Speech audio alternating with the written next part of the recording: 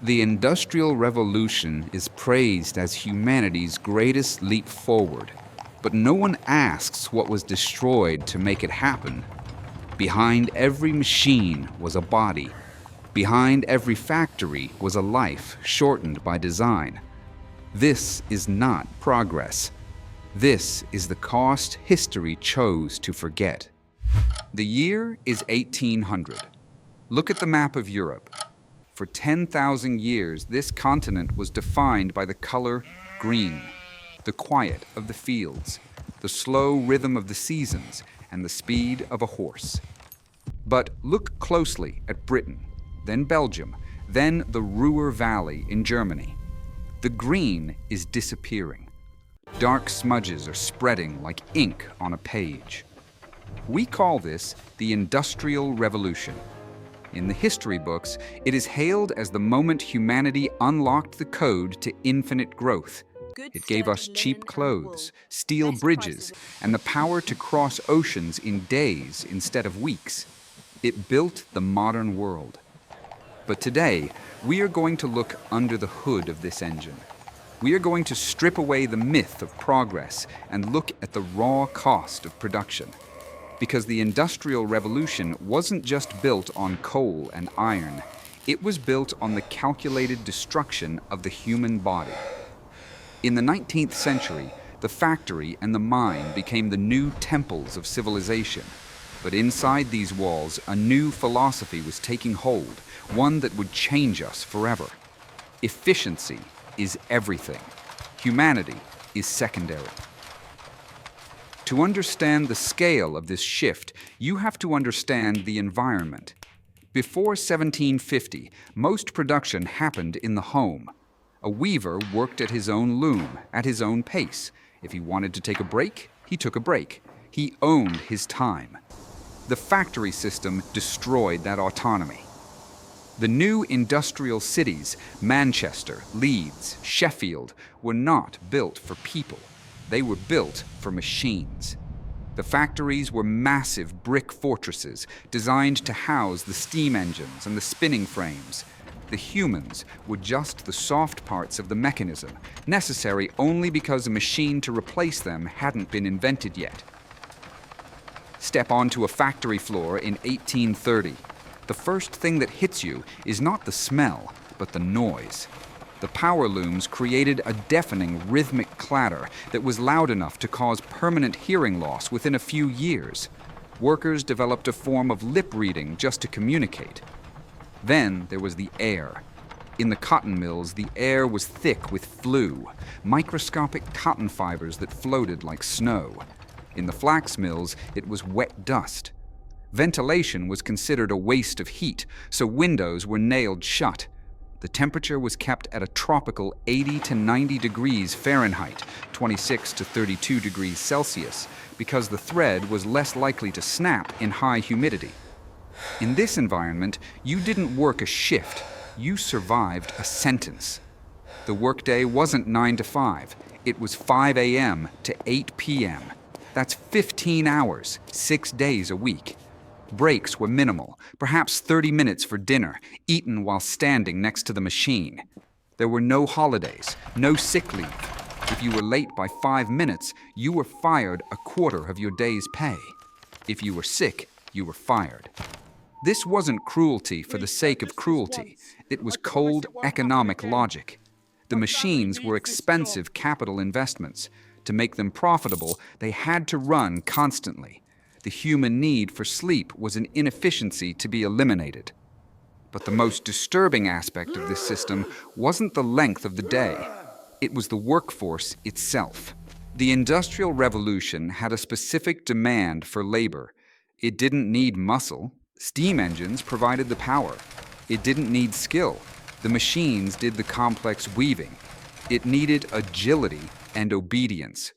And who is more agile and obedient than a child? We often think of child labor as a moral failure of the past, but in the 19th century, it was a structural necessity.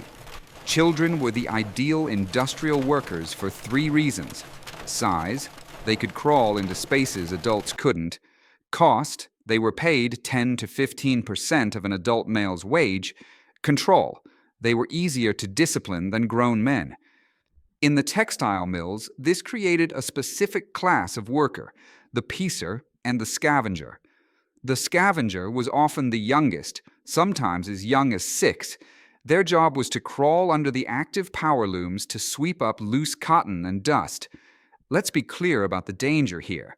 These machines were not safety tested. They had exposed gears, spinning belts, and crushing pistons. The scavenger had to time their movements perfectly. They had to crawl in, sweep, and crawl out before the carriage of the loom returned. If they were too slow, the medical records of the Manchester Infirmary from the 1830s tell the story.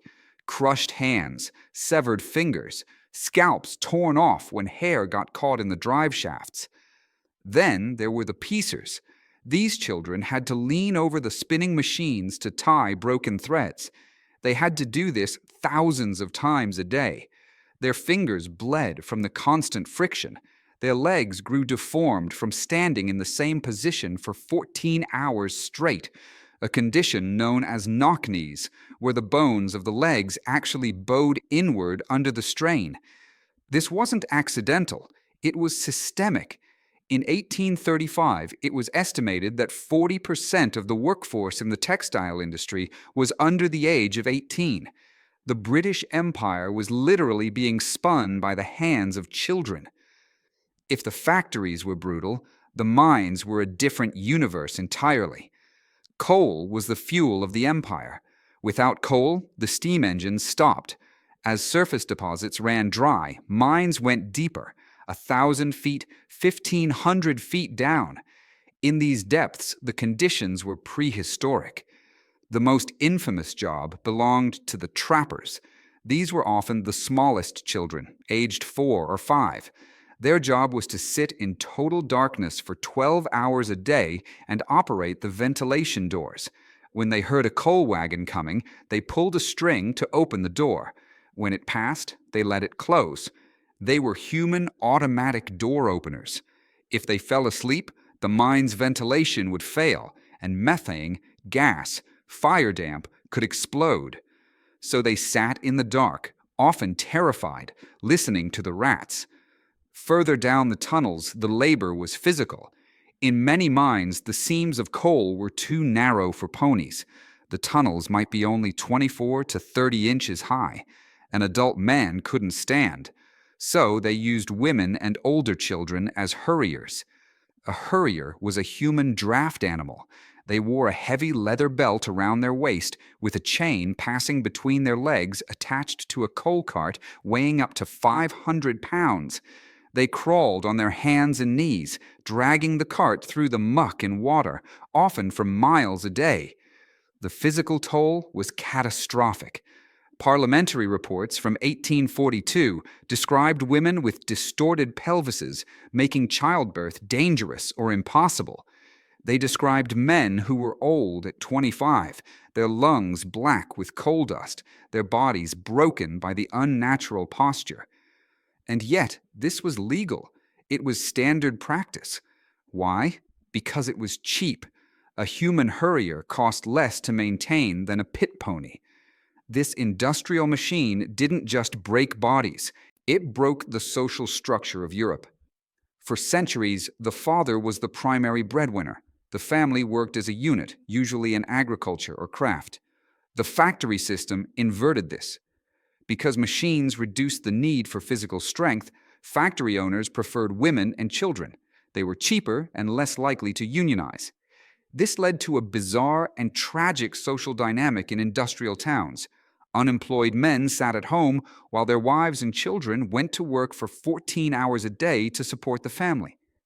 The home itself became a nightmare. In cities like Manchester and Liverpool, the population exploded faster than the housing. Families were crammed into cellar dwellings, damp, windowless basements with dirt floors. Sanitation was non-existent. There were no sewers. Waste was thrown into the streets or into stagnant cesspools. Water came from communal pumps that were often contaminated. The result was a public health catastrophe. In rural England, the average life expectancy was around 40.